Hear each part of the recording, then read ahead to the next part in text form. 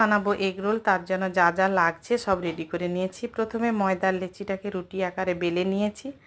তো দেখো এই রুটিগুলোকে আমি এপিড ওপিড একটু ভেজে নেব। তারপরে ফ্রাই প্যানে তেল দেব, ডিম ফেটিয়ে দিয়ে দেব, ডিমের ওপরে এই ময়দার রুটিটা দিয়ে দেব, দিয়ে ভালো করে এপিড ওপিড করে ভেজে নেব। তারপরে একটা একটা করে সব ভেজে নেওয়ার পর এই ফ্রাই প্যানে আবার তেল দেব, দিয়ে সেদ্ধ করা আলুটা দিয়ে দেব, পরিমাণ মতো লবণ, ভাজা মশলা, গরম মশলা দিয়ে ভালো করে আলুটা ফ্রাই করে নেব।